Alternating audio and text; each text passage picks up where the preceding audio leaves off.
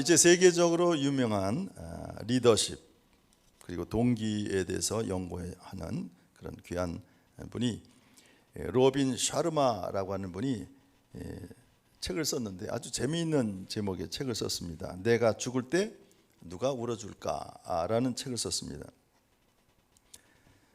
바로 그 책 속에서 그는 우리 인간이 성공적인 삶을 살기 위해서 필요한 지혜 101가지, 100가지도 아니고 101가지의 지혜에 대해서 이 책에 쓰고 있습니다.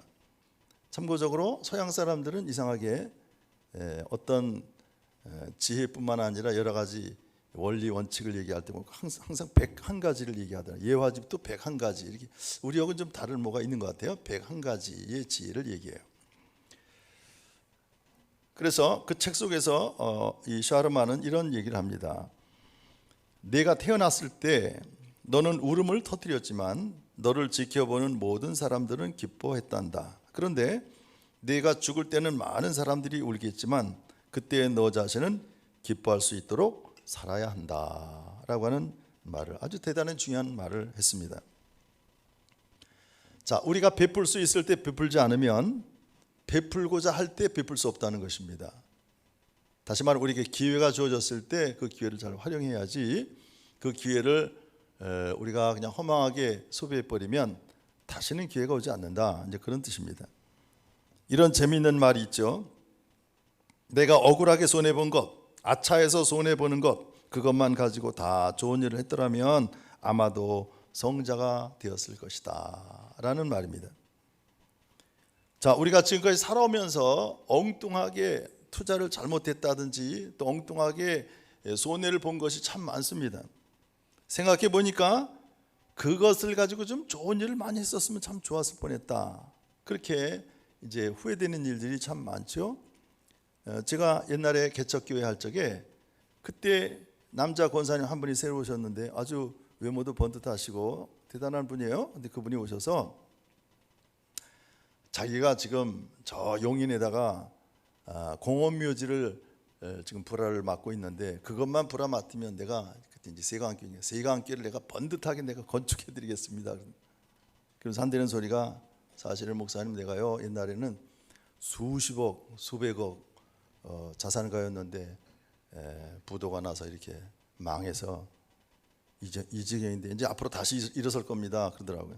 그러면서 한다는 소리가, 내가 그때 수십억 수백억 갖고 있을 때 그때 교회에다 헌금을 많이 했으면 좋았을 텐데 그때 하나도 못했다, 그런 얘기를 하더라고요.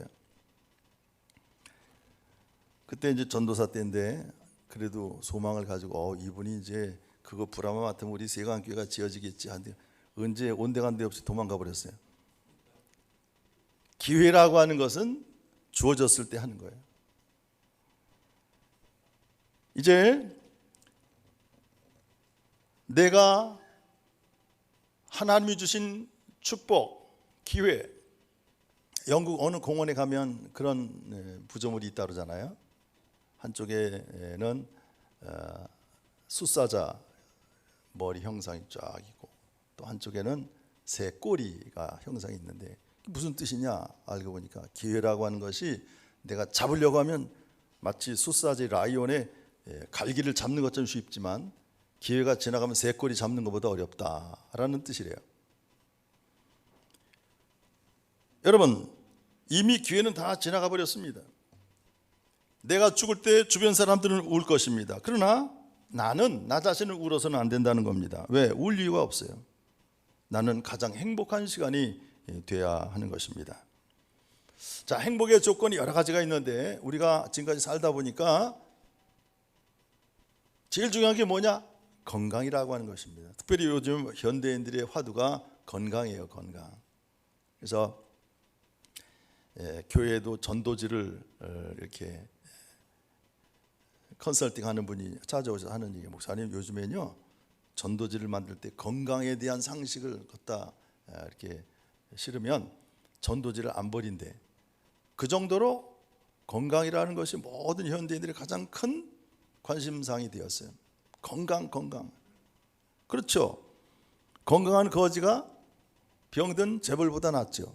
그렇지 않습니까? 돈이 아무리 많으면 뭘 합니까? 건강 잃어버리고 비실비실 된다면 만사가 다 귀찮은 것입니다. 한 끼 식사마저 맛있게 먹을 수 없다면 참 불행한 것입니다. 거지에게는 소화불량이란 없습니다. 어떤 음식이든 맛있게 먹기 때문에 배고프니까 맛있게 먹어요.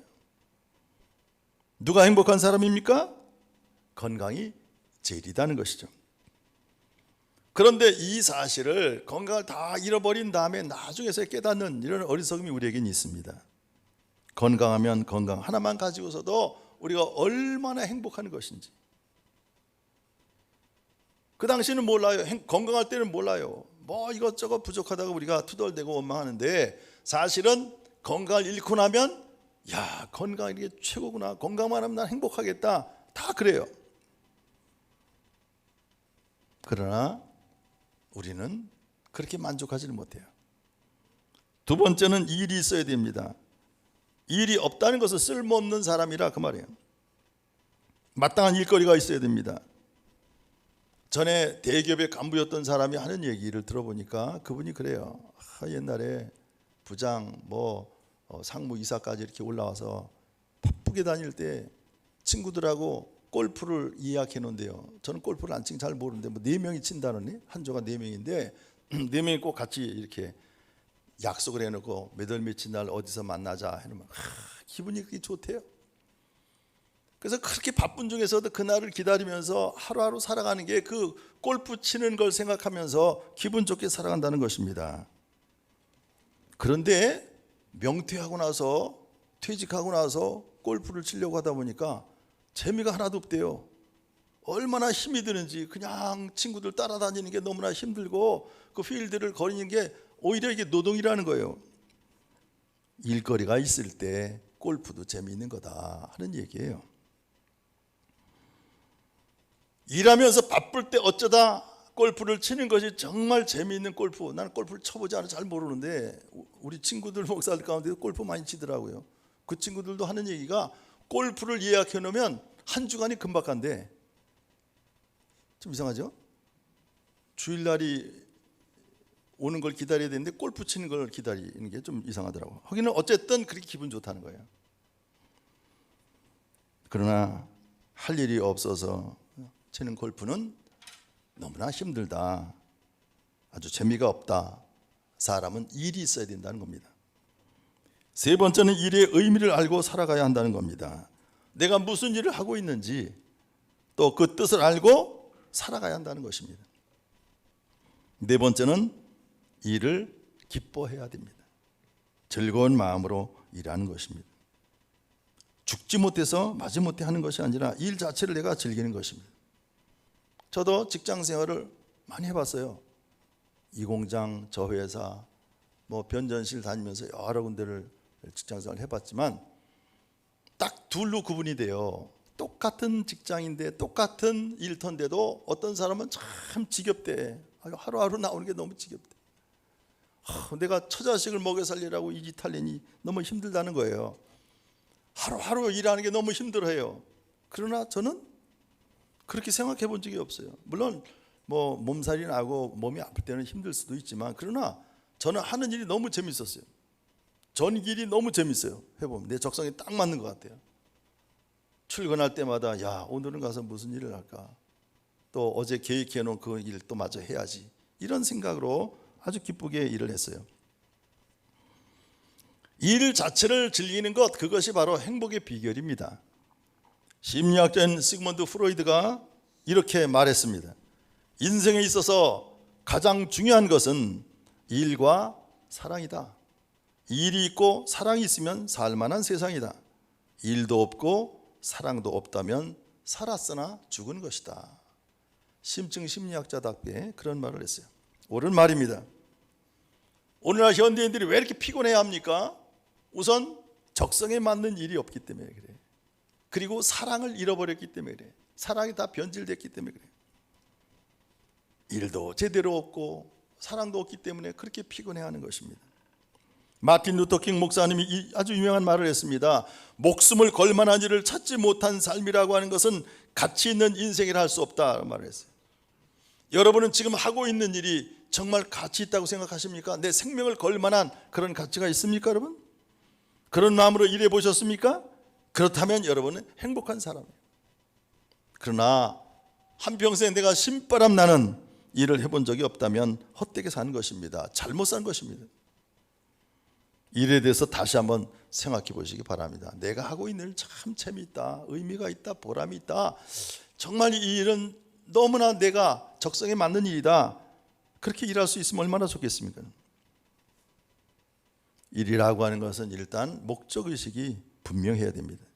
누구를 위한 일이고 또 무엇을 위한 일인가, 이 목적이 빗나가면 안 되는 것이고 목적이 없으면 더더욱 허무한 것입니다. 다섯 번째는 일에 대한 확실한 지식이 있어야 합니다. 모르고 하는 일은 대단히 힘이 듭니다. 알고 해야 됩니다. 목적도 알고 방법도 알고 결과도 알고 환하게 알고 행동으로 옮기는 것입니다. 생각이 먼저 가고 행동이 가야지, 행동이 먼저 가고 생각이 뒤따라간다면 문제가 생깁니다. 이건 피곤한 일이에요. 잘못 사는 것입니다. 여섯 번째는 일에 마음이 있어야 한다는 것입니다. 일에 정성과 마음이 실려야 되고 그리고 그 일을 사랑해야 됩니다. 언제나 사랑의 불꽃이 있어야 되고 그리고 사랑의 마음, 뜨거운 가슴이 있어서 행동할 때 그 일은 높은 행복을 생산하는 것이고 그리고 또 아름다운 열매를 맺게 되는 것입니다. 반대로 한번 생각해 보세요. 왜 사람이 피곤해집니까? 피곤해지는 이유는, 가장 큰 이유는 내가 물질의 노예가 되기 때문에 그렇습니다. 그래서 내가 이 일을 위해서 대학을 나왔나, 내가 이 일을 위해서 살아가는가, 처자식을 위해서, 이렇게 내 자신이 비인간되고 있다는 사실을 스스로 느껴요. 세상의 물질을 위해서 일하고 돈 벌기 위해서 일하고 먹고 살기 위해서 일하는 것처럼 힘든 일이 없는 거예요. 어느새 내가 이렇게 물질의 노예가 되어 버렸습니다. 자나깨나 오로지 물질이죠. 걱정도 물질, 생각도 물질, 판단의 기준도 물질. 어쩌다 이렇게 되었나? 이것을 깨닫는 순간 우리는 피곤해집니다. 알거나 모르거나 탐욕의 노예가 되어 살아가는 사람은 영원히 만족함이 있을 수가 없는 거예요. 일곱 번째는 이기심의 노예가 될 때 피곤해집니다. 자기 자신만을 위해서 살아가는 사람은 피곤함을 느끼게 되어 있어요. 음식도 자기 자신만을 위해서 음식을 만드는 것은 정말 힘든 일입니다. 그래서 혼자 사시는 분들 보세요. 제대로 음식을 잘 안 차려 먹어요. 자기 자신을 위해서는 잘 일을 안 하려고 그래서 힘들잖아요. 아들을 위하고 남편을 위하고 다른 사람을 위해서 일할 때 신나고 할 맛이 나고 보람이 있는 것이죠. 다 느끼실 겁니다. 저도 마찬가지고 아들 딸들이 이제 다 장성해서 시집가고 장가가면 둘만 남아요. 자, 아이들이 장성해서 분가하니까 이제는 집이 허전합니다. 집안일도 많이 없어졌습니다. 예전에는 매일 세탁하다시피 매일같이 세탁해 빨래해야 돼, 매일같이 집안 청소해야 돼, 매일같이 밥을 그냥 끼니 얼마나 바쁘게 해요. 시장도 자주 갔다 왔다. 그런데 이제는 세탁도 한 주간에 할까 말까 하고 시장도 갈 일이 없어졌어요. 아이들이 좋아하던 우유, 빵, 또 간식, 과일 여러 가지 음식을 사기 위해서 시장을 재미있게 힘들게 왔다 갔다 하던 그런 일들이 다 먹을 사람이 없으니까 없어져요. 일거리가 없어지니까 너무나 허전한 거예요. 살맛이 없어진다고 말해요. 그래도 아이들이 어렸을 때 정신없이 바쁠 때, 눈코 뜰 새 없이 바쁠 때 청소하고 힘들게 일할 때가 더 행복하다는 사실은 나이가 들어서야 깨닫게 돼요. 자기를 위해서는 음식 하나 만들기가 힘든 것입니다. 그렇지 않습니까? 우리 아들네 가보니까 아이들이 지금 5아니에요. 어린아이들. 정신이 없어요. 하루에 빨래도 3번 되면 세탁기다 집어넣고. 그리고 미국이란 나라는 우리나라하고 달라서요, 이 음식 자체가 저장해서 놓고 먹는 음식이 없더라고요.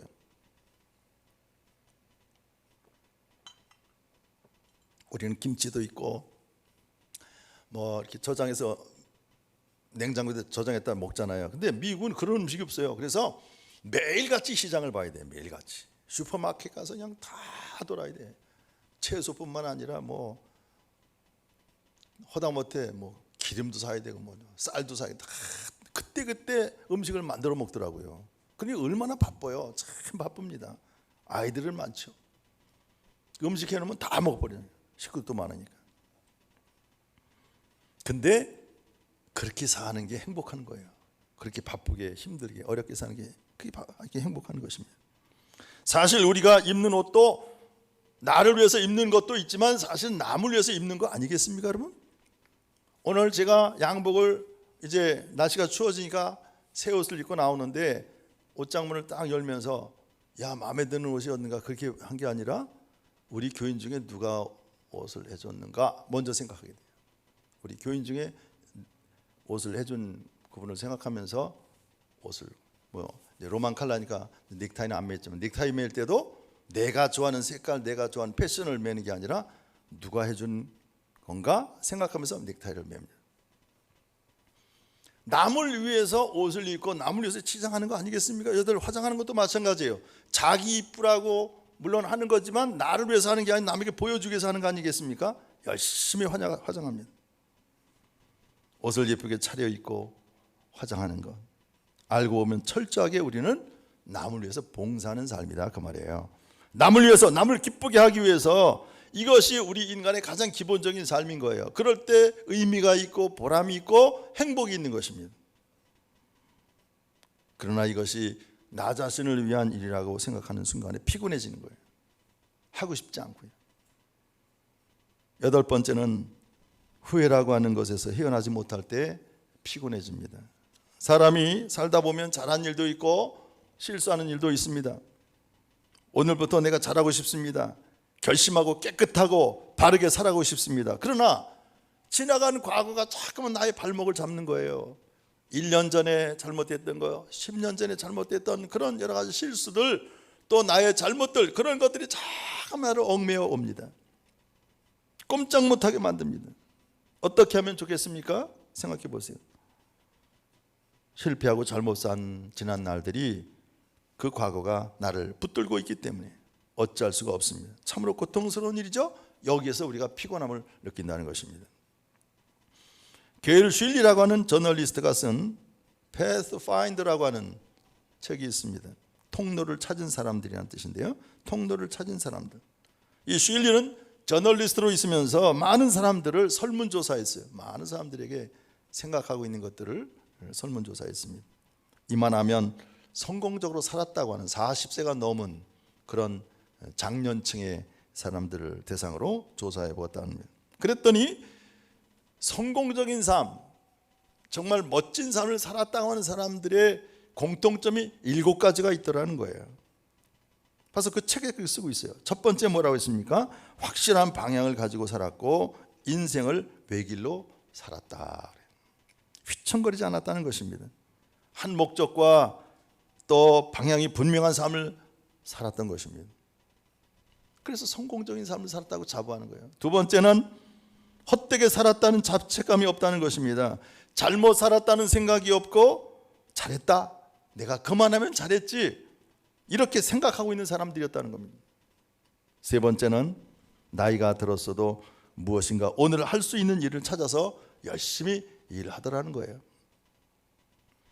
은퇴했다고 노는 것이 아닙니다. 빈둥거리며 소일하는 것이 아닙니다.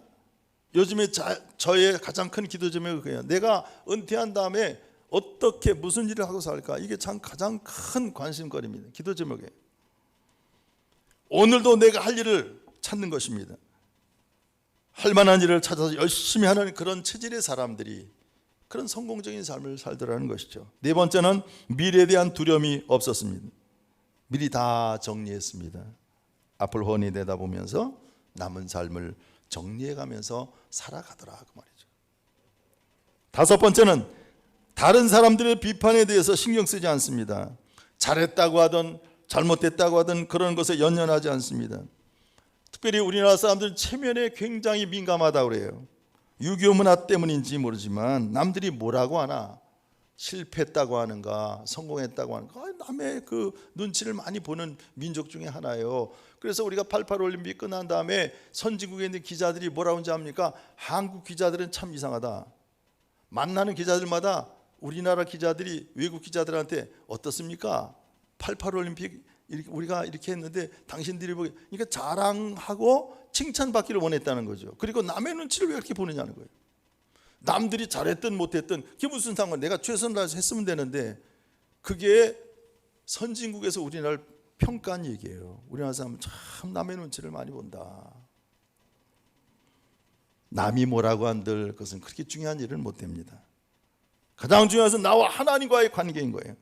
다른 사람에게 우리가 신경을 쓰다 보니까 사람이 비참해지고 맙니다. 여섯 번째는 주위 사람들의 사랑을 느끼며 살아가고 있다는 거예요. 특별히 가까운 사람들, 아내에게 존경받고 자녀들에게 사랑받는. 여러분 아빠들, 특별히 여러분 자녀들이 아빠 사랑해, 아버지 사랑합니다 이런 말 들었습니까? 그러면 행복한 거예요. 근데 요즘에 젊은 아들들이요 아빠 그렇게 사랑하지 않습니다. 미워하지 않으면 다행인 거예요. 증오예요, 증오예요. 저 꼰대라고 그러고 아주 싫어해요. 나타나면 피해버려. 그러면 안 되죠. 가장 가까운 자녀인데, 가장 사랑하는 자녀인데, 아내도 마찬가지 아닌데 왼수라고 그러면 안 되잖아요. 아, 나의 사랑은 마이 딸이라고, 나의 사랑하는, 그렇게 해야지. 그래서 성공한 사람들의 공통점은 뭐냐면 주변에 있는 가장 가까운 사람들로부터 사랑을 느끼고 산다는 거예요. 여러분도 다 그렇게 되시기 바랍니다. 주의 주변에 있는 사람 다 여러분을 존경하고 사랑해주는 그런 사람이 되셔야 돼요. 그것이 행복한 것입니다. 일곱 번째는 눈에 보이지 않는 가치와 신앙을 삶의 중심에 간직하고 살아가더라 그랬습니다. 다시 말하면 예수 잘 믿고, 젊었을 때도 물론 예수 잘 믿었지만 이제는 할 일도 한가해지니까 더 열심히 교회에 나가서 충성하고 봉사하고 또 물론 마음으로 더 확실한 믿음을 가지고 살아가더라 그 말입니다. 이것이 성공적으로 인생의 하반기를 살아가는 사람들의 공통점이었다. 그는 그렇게 말합니다. 자, 오늘 본문의 말씀은 우리에게 대단히 중요한 교훈을 줍니다. 데살로니가후서 3장 10절 말씀의 새 번역으로, 우리가 여러분과 함께 있을 때 일하기를 싫어하는 사람은 먹지도 말라 하고 거듭 명하였습니다. 이렇게 말씀하고 있습니다. 바로 우리 그리스도인의 노동관을 얘기하는 거예요. 또 데살로니가전서 4장 11절 말씀에 조용하게 살기를 힘쓰고 자기 일에 전념하고 자기의 손으로 일을 하십시오. 또 이렇게 말씀합니다. 또 데살로니가후서 3장 12절 말씀에 조용히 일해서 자기가 먹을 것을 자기가 벌어서 먹으십시오. 이렇게 권면하고 있습니다. 일하지 않고 먹으면 도둑질하는 것이다 그 말이에요. 남의 물건을 가져오는 거, 훔쳐오는 것만 도둑질이 아니고 공짜로 먹으면 도둑이 된다는 것입니다. 여러분. 일하지 않고 먹으면 도둑질이 된다는 사실을 기억하시기 바랍니다. 유대인의 탈무드 가운데 아주 중요한 이야기가 있어요. 자식에게 일하는 법을 가르치지 아니하면 도둑질을 가르치는 것 같다. 특별히 유대인들은요 가장 중요한 것 중에 하나가 뭐냐면 부모의 직업을 자녀에게 물려주는 거거든요. 부모의 기업을 자녀에게 물려. 이건 성서적인 거 아니에요? 그래서 아브라함의 그 기업이 이삭에게, 이삭의 기업이 야곱에게 이어지잖아요. 그래서 장자가 중요한 거예요. 장자가. 그래서 이스라엘 사람들이 알아보니까 세계에서 최고의 기술을 가지고 있어요. 근데 그 기술이 달래의 기술이 있는 게 아니라 조상 대대로부터 물려받은 노하우가 쌓이고 쌓여서 그 사람들이 기술을 따라갈 수가 없다는 거예요. 하다못해 빵 하나를 만들어도 이스라엘 빵이 세계 최고로 맛있는 빵, 품질이 좋은 빵을 만들어요. 친구 얘기를 들어보니까 이스라엘은 비행기를 만드는 나라예요. 물론 우리나라도 비행기를 만들지만 핵심 부품인 엔진은 우리가 만드는 게 아니에요. 근데 이스라엘은 엔진부터 시작해서 싹 비행기를 만든다는 거예요. 여러분, 비행기를 만드는 나라는 모든 각 분야의 산업이 다 최첨단을 가고 있다는 얘기예요. 기계 분야, 건축, 토목, 전자, 전기, 원자력 모든 분야가 다 들어가거든요. 그러니까 모든 핵심 공학이 다 들어가기 때문에 비행기를 만들 정도면 그 나라의 모든 산업이 최첨단을 가고 있다는 거예요. 근데 놀랍게도 비행기를 만드는 공장이 없어요, 이스라엘은. 그래서 어떻게 만드냐? 기부추에서 다 부속품을 만든다는 거예요. 따로따로 만들어서 나중에 조립하는 데서 조립한다는 거예요. 또 이스라엘은 다른 나라와는 다르게 항상 아랍 사람들과 그것도 수십 나라가 적개심을 가지고 이스라엘을 죽이려고 하잖아요. 그러니까 이스라엘 사람들이 우리는 비행기를 만들어야 된다. 그리고 나머지 모든 것은 다 우리가 다 사들인대요. 숟갈, 젓갈까지 다 사들. 젓갈은 아니지만 포크까지 사들인대. 그리고 비행기는 자기들이 만드는 거예요. 그 왜 그렇습니까? 그는 조상 대대로부터 물려받은 그들의 기술력이에요. 기술력. 우리도 사실 이스라엘 사람들 못지않게 기술력이 있지만 노하우가 없어요. 노하우가 없어. 그렇죠? 제가 옛날에 현직에 있을 때 그때 일본에 많이 이렇게 현장 학습, 우리로 말하면 견학을 많이 시켰어요.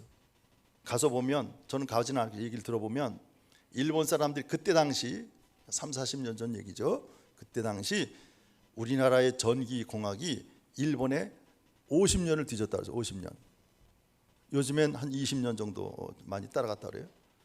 핵심 부품은 우리가 못 만들어요. 여러분, 지금 휴대폰 삼성에서 세계적으로 제일 많이 만들지만 그 핵심 부품은 아이패드 겁니다.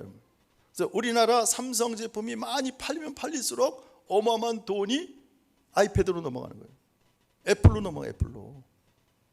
그러니까 우리는 아직도 핵심 공학, 핵심 부품은 거기까지 이르지 못했어요. 그런데 재밌는 거는 뭐냐면 그 일본의 우리나라 사람들 상대로 해서 기술을 가르쳐 주는 사람이 하루는 묻더래요. 우리 기술자한테. 참 이상하다. 왜 해마다 바뀌어 오느냐.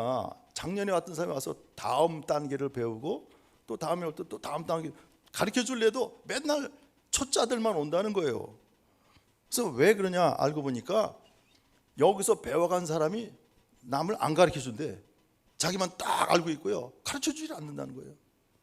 이게 우리나라 사람들의 잘못된 생각이에요. 이기적인 거죠. 자기는 일본에 가서 배우고서는 그 기술력을 다른 사람한테 전수시켜 주질 않는다는 거예요. 그래서 맨날 그냥 초짜만 또 가르치고 또 가르치고 또 가르치고 하다가 요새는 아예 안 받잖아요. 안 받아요. 하다못해 또 요새 뭐 일본에 대해서 배격하고 있으니까 더 그렇겠죠. 여러분, 데살로니가 후서 3장 12절 말씀을 보니까 자기가 먹을 것을 자기가 벌어서 먹으십시오 이렇게 권고합니다. 내가 일하고 어떤 경우에서든지 부지런히 밥값을 해야 됩니다. 이것만이 아닙니다. 우리나라 사람들이 휴식을 잘 못한다 그러잖아요. 휴식이 뭡니까? 안식. 이게 뭐예요? 쉬는 것인데 우리는 노는 거하고 휴식을 헷갈리고 있어요. 혼동하고 있어요. 낮잠 자는 것으로 생각합니다. 휴식은 낮잠 자는 게 아닙니다. 다음 일을 하기 위해서 힘을 축적하는 것이 휴식입니다. 또 우리나라는 놀이 문화가 없다 그러잖아요. 놀이 문화가 없어. 그래서 친척들하고 뭐 추석날이든 명절날 만나면 기껏 하는 게 고스톱이나 고스톱. 고스톱 치는 게 그것도 뭐 되게 재미가 없으니까 돈 걸다가 그거 술 먹고 싸우고 형제끼리 막 심지어는 칼 부림도 하고 막 그러잖아요. 고스톱밖에 놀이 문화가 없는 거예요. 사실 고스톱이라는 것도 화투도 이게 일본 거 아니에요. 우리 거 없어. 우리 거 없어. 이런 것들이 건전한 그런 놀이 문화가 개발이 돼야 되는데 그런 것이 없는 거예요. 쉬지도 못하는 거예요. 쉬는 것은 그런 것이 아니라 일을 바꿔서 한다는 것이죠. 육체적으로 열심히 힘들게 일하는 사람은 조용히 앉아서 책을 읽거나 명상하면서 이제 어떤 시적인 거, 음악을 감상, 그게 휴식입니다. 그러나 또 사물을 보면서 행정적인 일을 하는 사람은 또 열심히 육체적인 노동을 해서 바꿔서 일을 함으로써 휴식이 된다는 것입니다. 다른 의미의 일을 할 때 그것이 곧 휴식이 됩니다. 그런데 한 가지는 우리가 기쁜 마음으로 하면 휴식이 되는 것입니다. 여러분, 자동차 운전이라고 하는 것도 내가 기쁜 마음으로 운전하면 드라이브가 되는 거예요. 경치를 감상하면서 기분 좋게 운전하면 얼마나 기분 좋습니까? 그러나 이것이 직업적으로 되고 또 또 이것이 힘든 노동이 되어버려 얼마나 힘들고 고달픈 일이겠습니까? 또 얼마나 위험한 노동입니까? 참 위험한 거 아니겠어요? 참 위험한. 더군다나 자동차 자체가 2만 개의 부속품으로 이루어진 어셈블리라고 하잖아요. 그중에 한 가지라도 고장나면 그냥 죽는 거예요. 잘못하면. 이 어마어마하게 위험한 것입니다. 한 운전기사가 있었어요. 큰 회사 사장님의 전속 기사인데, 사장님 내가 나들이 갈 때 이 운전기사가 그 차에다가 먹을 거를 다 잔뜩 싣고 같이 놀러 갔는데 하루 종일 있다 오는 거예요. 너무나 피곤한 거예요. 그 다음날 휴일날 자기 식구들을 데리고 빵과 우유를 사들고 간단하게 사들고 공원에 가서 얼마나 마음이 편하고 하루가 휴식이 되는 거예요. 똑같은 운전을 해도 마음 자세가 다른 거죠. 기쁘고 즐거운 마음으로 빵과 우유가 있어도 그게 휴식이 되는 거지만, 아무리 그 차에다가 맛있는 거를 많이 싣고 가서 놀고 즐기고 왔다 할지라도 그거는 노동이기 때문에 휴식이 안 되는 거예요. 마음 먹기에 달려 있습니다. 즐거운 마음으로 하면 무엇이든지 휴식이 되는 것이고 즐거움이 됩니다. 억지로 해서는 안 되는 것입니다. 기쁜 마음으로 하면 휴식이 됩니다. 더구나 선한 일을 하면 그것은 큰 휴식이 된다, 그 말씀입니다.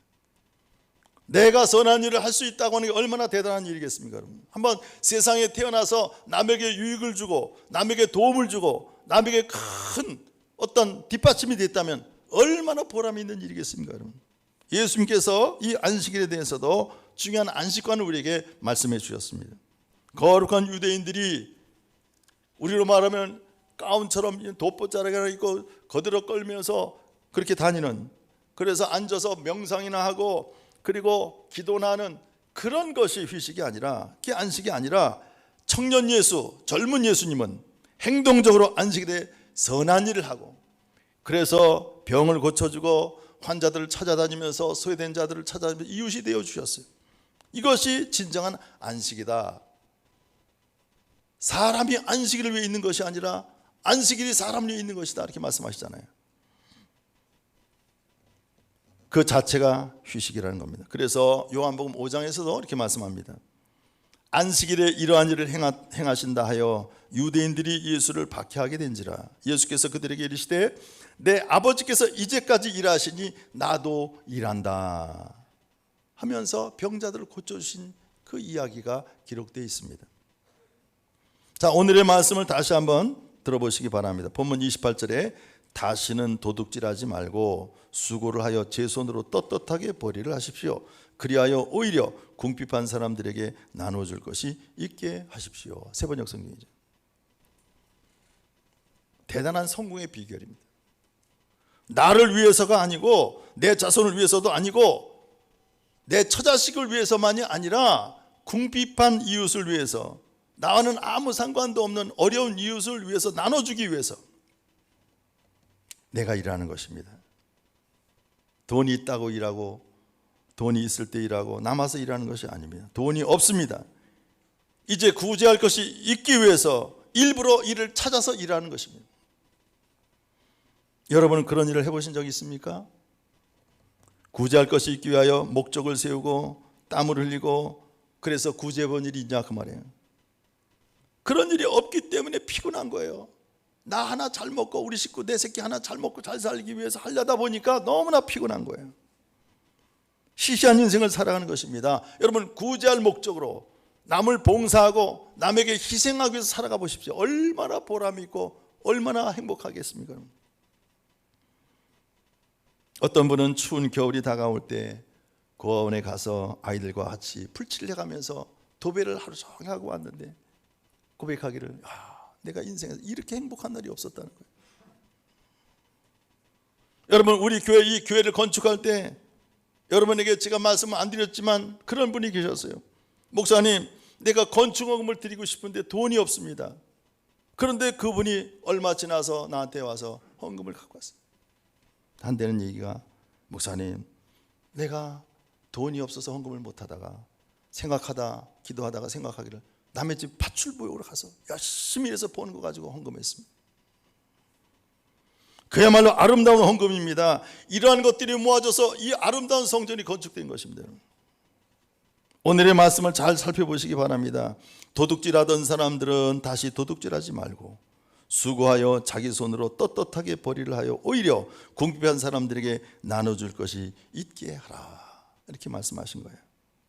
자기 손으로 일하라는 것입니다.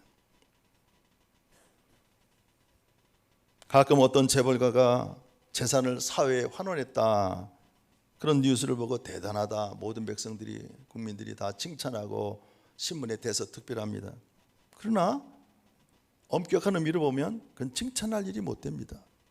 왜냐하면 이제 늙어서 쓸 데가 없으니까, 쓰고 싶어서 쓸 수가 없으니 어쩔 수 없이 내놓은 것이 아니겠습니까? 그것이 무슨 선한 일이에요.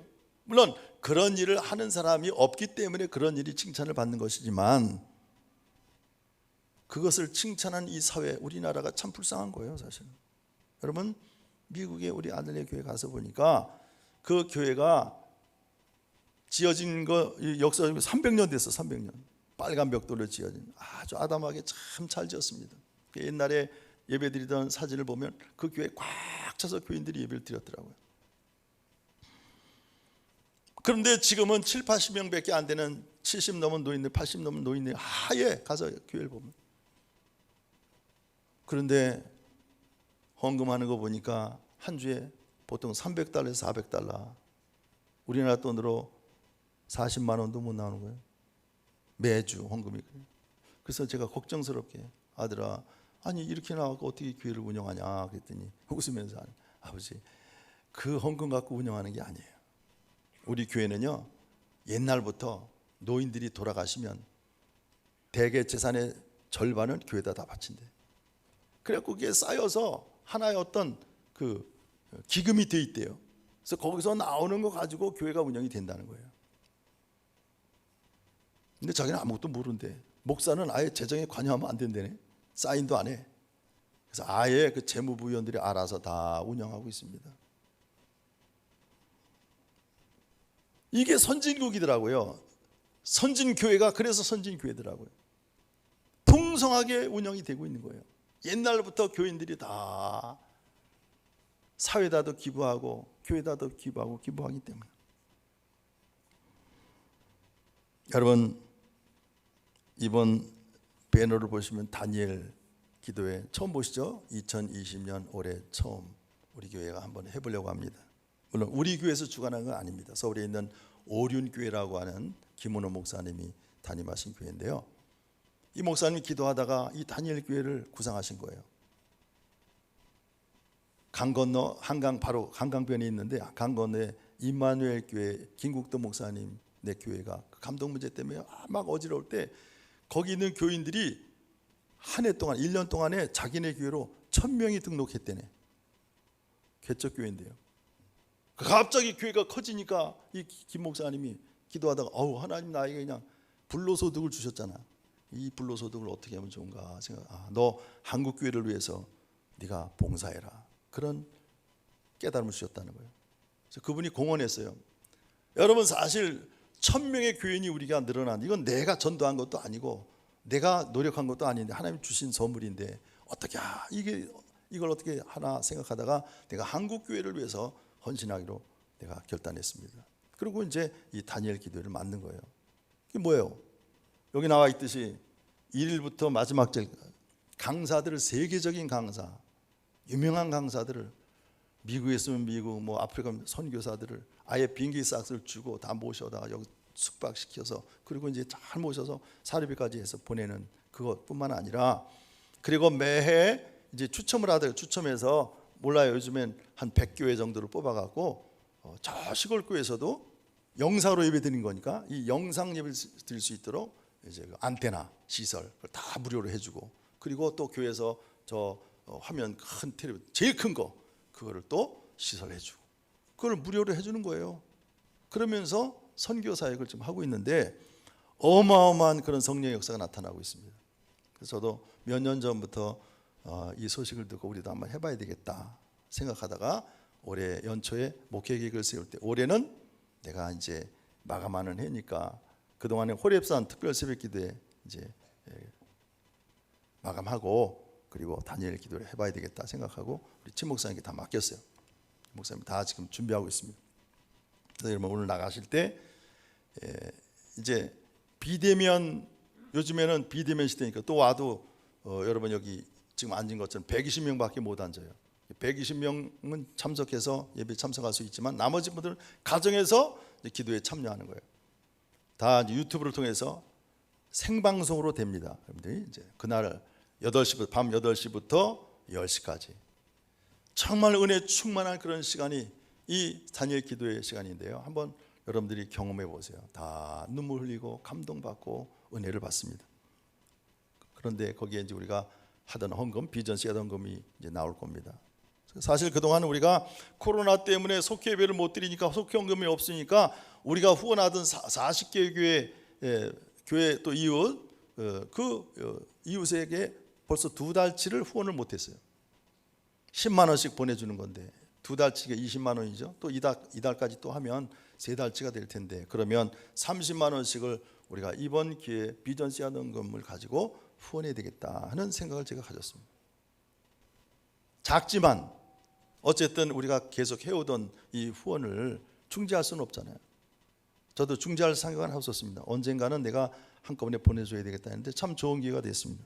그래서 여러분이 돌아가실 때 이 다니엘 기도의 그 피켓이 있어요. 그거를 각 가정마다 텔레비전 위에다 이렇게 세울 수 있는 그걸 가지고 가시고 그래서 집집마다 놓고 가정에서 드릴 때 텔레비전 켜놓고 예배 기도에 참여하시고 또 나오시는 분들은 여기서 참여하시고 그래서 처음에 찬양으로 인도하고 그리고 간증하고 그리고 통성기도하면 2시간이 2시간 어떻게 하나 그렇지 않습니다.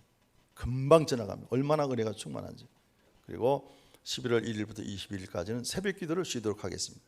밤 저녁 집회를 하고 새벽 기도가 아니고 저녁 집회니까 그렇게 해서 이번 다니엘 기도회를 은혜 중에 여러분들이 경험해 보시기를 바랍니다. 애당초 우리가 구제의 목표를 두고 선한 일을 두고 그리고 여러분들도 열심히 돈을 버는 겁니다. 나 잘 먹고 나 잘 살고 내 새끼를 위해서 한번 해보세요. 다 망합니다. 결과가 다 좋지 않아요. 왜? 우리 인간은 하나님이 돕도록 그렇게 만드셨기 때문에 그래요. 신바람 나는 일, 정말 행복한 삶, 그것은 이웃을 위해서 헌신하고 희생하고 봉사하는 삶이다. 오늘 주님이 말씀하십니다. 도둑질해서 뭐 남의 거 훔쳤다는 얘기가 아니라 일하지 않고 먹고 사는 사람을 이거 도둑질을 표현한 거예요. 여러분들 열심히 일을 해서 이웃에게 도움이 되고 유익이 되고 또 사랑을 나눌 수 있는 그런 복의 근원이 되시기를 주의 이름으로 축원합니다. 기도하겠습니다. 아버지 하나님 은혜를 감사합니다. 우리에게 귀한 사명 주셔서 복의 근원이 되심을 감사드립니다. 나로 인하여 이웃이 복을 받고 이웃이 유익을 얻고 또 큰 덕을 끼치는 그런 삶을 살아가길 원합니다. 그리스도의 제자로서 하나님의 자녀로서 복된 삶을 살기를 원합니다. 오늘 예배에 참여한 사는 모든 성도들에게 하나님의 크신 은총과 축복을 더하셔서 우리의 인생관이 바뀌어지게 하시고 우리의 삶의 목적이 확실히 이웃을 위해 살아가는 우리 모두가 되게 하옵소서. 우리 주 예수 그리스도의 이름으로 간절히 기도드렸습니다. 아멘.